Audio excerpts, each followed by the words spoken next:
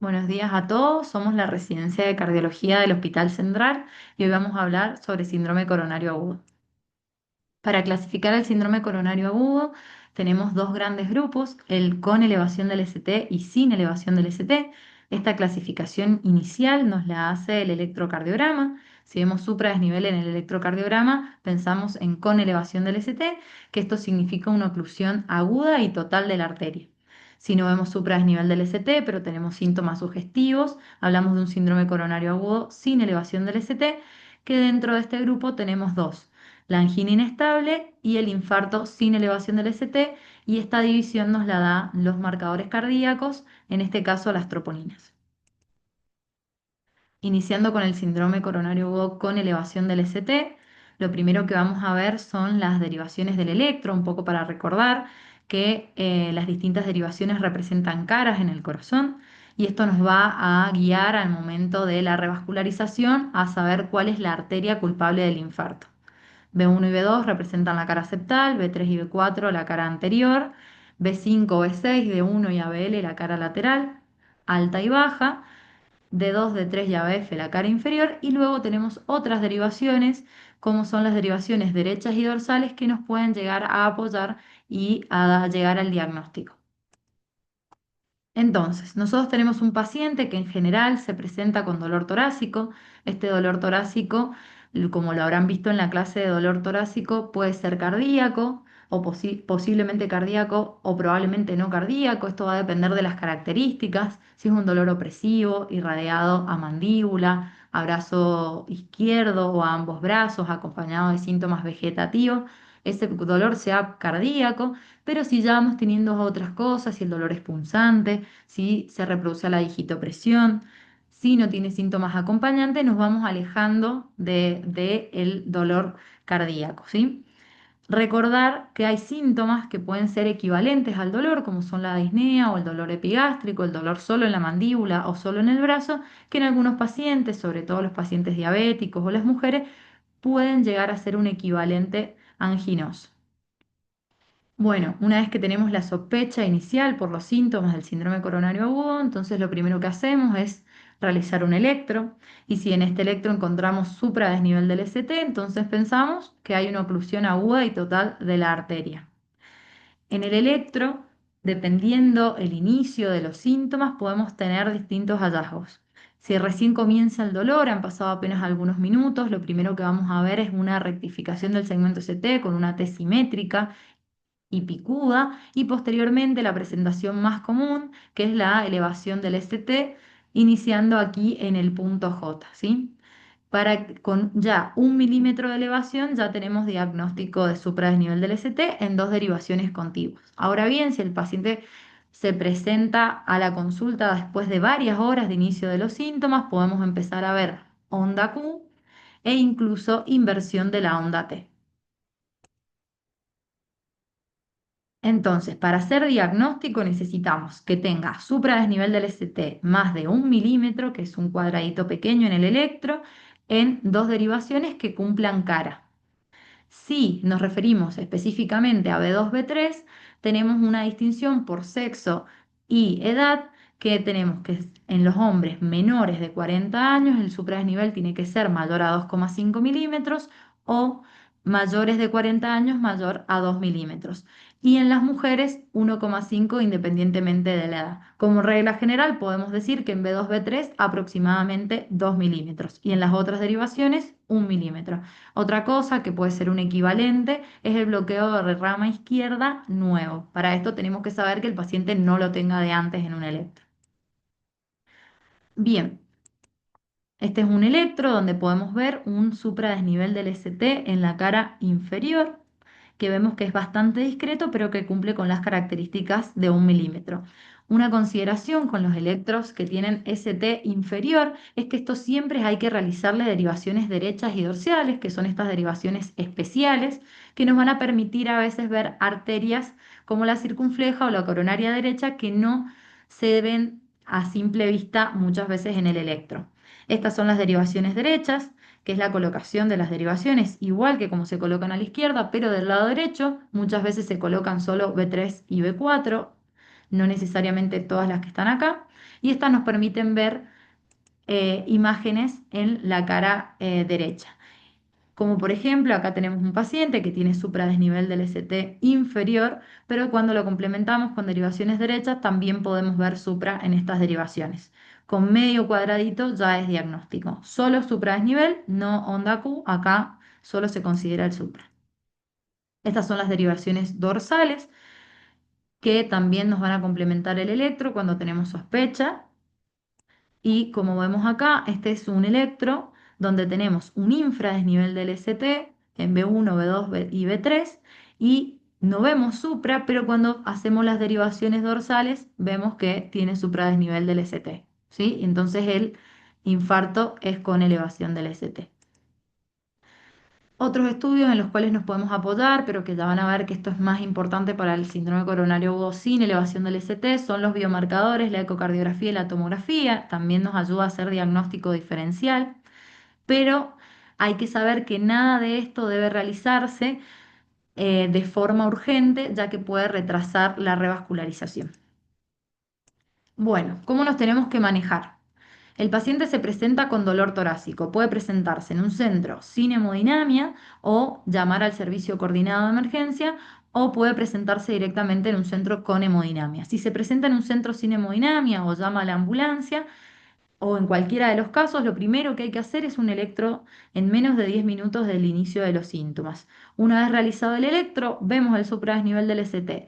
Centro sin hemodinamia o la ambulancia, tenemos que saber, ¿está a menos de 2 horas de un centro con hemodinamia? Si está a menos de 2 horas de un centro con hemodinamia, se prefiere siempre hemodinamia. Si está a más de 2 horas, se puede optar por la fibrinólisis y esta debe ser iniciada en menos de 10 minutos desde que se realiza el diagnóstico. Luego, si el paciente se presenta a un centro con hemodinamia, hacemos el diagnóstico de elevación del ST. De preferencia siempre es la angioplastia por hemodinamia. Bueno, en cuanto a estos pacientes, en cuanto hacemos el diagnóstico, lo que tenemos que hacer es medidas de soporte y de cuidado inicial. Estas incluyen las cargas antiisquémicas, que esto es 300 miligramos de aspirina acompañados de 300 miligramos o 600 de clopidogrel. También se puede utilizar prasugrel o ticagrelol, que no contamos en nuestro centro. Y lo otro que hay que hacer es anticoagular a estos pacientes. En general, si estamos en un centro con hemodinamia, esto se hace directamente en la sala. Bueno, si estamos a más de 120 minutos, entonces lo que hay que hacer es realizar trombolisis. Se prefieren siempre los trombolíticos fibrinoespecíficos y solo deben utilizarse si han pasado menos de 12 horas desde el inicio de los síntomas. Ya después de las 12 horas pierden evidencia.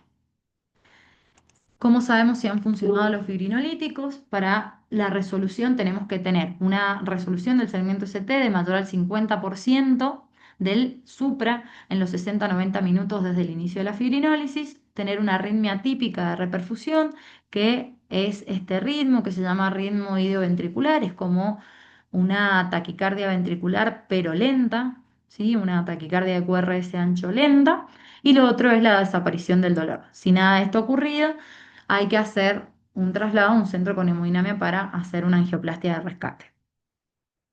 Estas son las contraindicaciones absolutas y relativas de la fibrinólisis que siempre hay que tener en cuenta.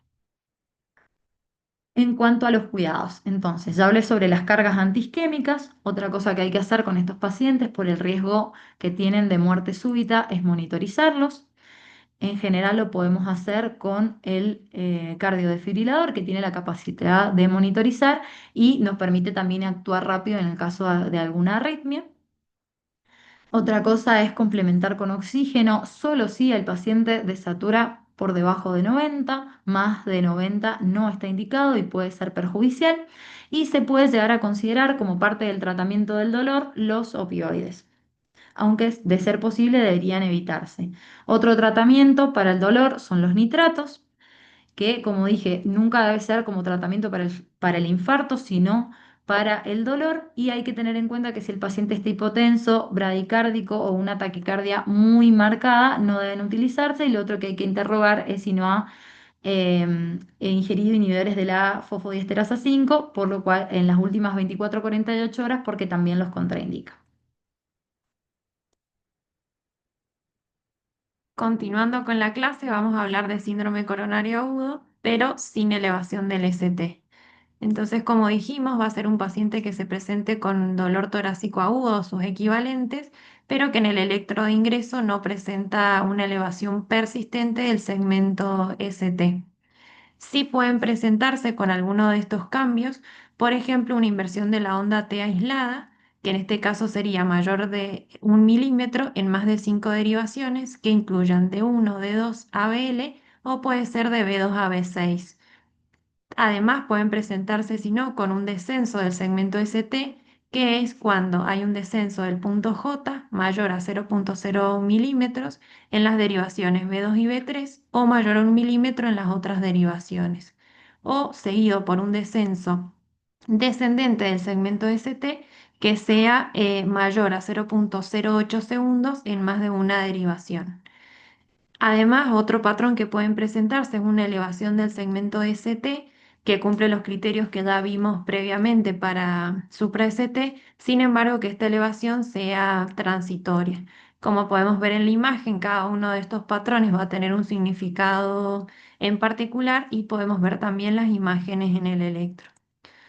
Además, pueden presentarse, si no, con un patrón, como vemos acá, de Winter, que sería una depresión del segmento ST ascendente de 1 a 3 milímetros del punto J en las derivaciones de B1 a B6, que se continúa con ondas T altas, positivas y simétricas, o con un patrón de Wellens en el cual presentan un punto J isoeléctrico o mínimamente elevado, es decir, menor a 1 milímetro, asociado a una onda T bifásica en las derivaciones de B2 y B3, o puede estar asociado a una onda T invertida, profunda y simétrica en las derivaciones B2 y B3, o ocasionalmente en las derivaciones B1, B4, B5 y B6.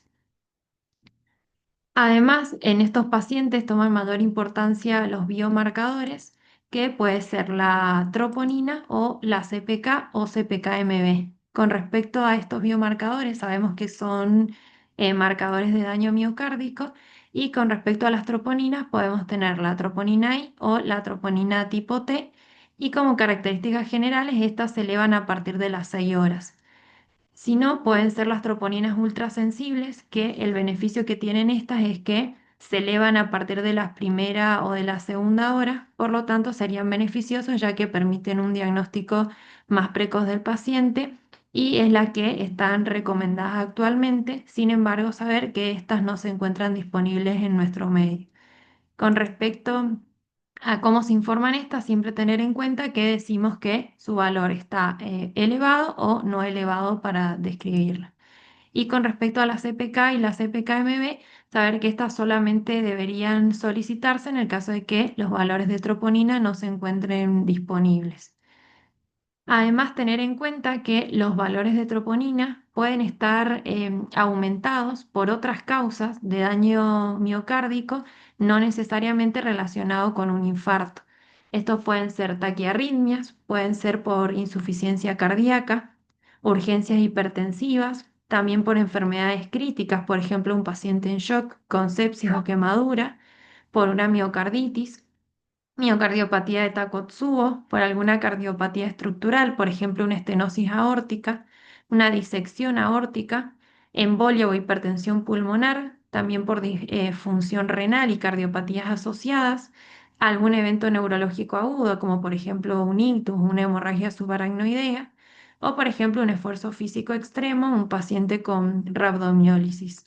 Por lo tanto, en el caso de que presentemos un valor de troponina que se encuentre elevado, debemos hacer una segunda prueba para valorar si este se encuentra en un valor de troponina que permanece estable, entonces decimos que es un paciente que tiene un daño miocárdico crónico, por ejemplo, por alguna cardiopatía estructural o por una enfermedad renal crónica.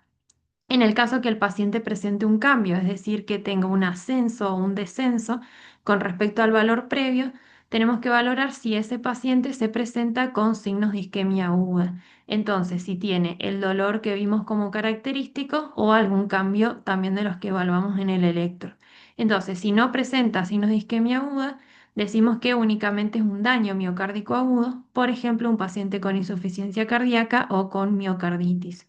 Y en el caso de que se encuentre asociada a isquemia aguda, ahí sí decimos que es un infarto agudo de miocardio, que dependiendo el mecanismo de producción de este puede ser por aterosclerosis o trombosis, entonces decimos un infarto de miocardio de tipo 1 desencadenado por una rotura o erosión de una placa, o también pueden ser en otros pacientes por un desequilibrio entre el aporte y la demanda de oxígeno, que en este caso lo llamamos de tipo 2. Por ejemplo, un paciente que presente un infarto en contexto de una hipertensión grave o de alguna taquiarritmia sostenida.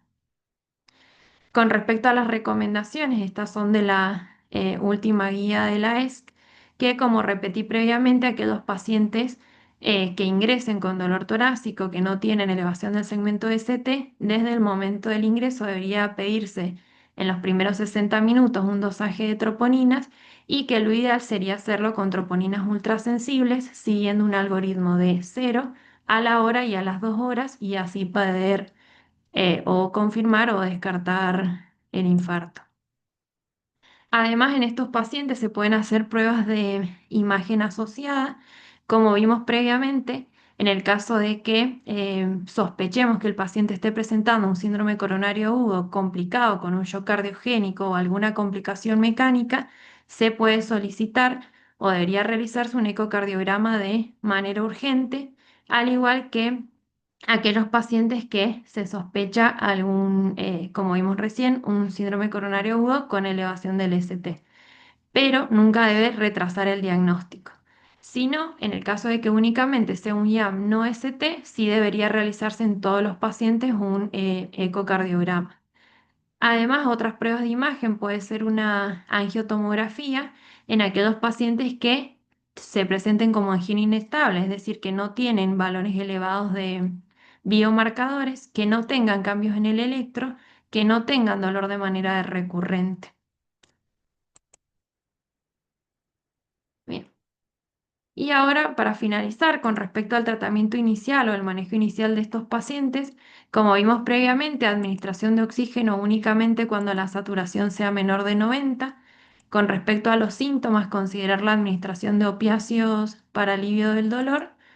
Y además, tener en cuenta, con respecto al tratamiento antiagregante, valorar si van a ser pacientes que van a ser sometidos a un estudio, por ejemplo, una cinecoronariografía o un estudio de anatomía coronaria en las primeras 24 horas o posterior a las 24 horas. En el caso de que sea posterior a las 24 horas, tienen indicación de doble antiagregación, que en nuestro medio se realiza con aspirina 300 miligramos, con clopidogrel 300 miligramos y siempre asociado a una estatina a dosis máximas que puede ser atorvastatina de 80 miligramos o rosuvastatina de 40 miligramos.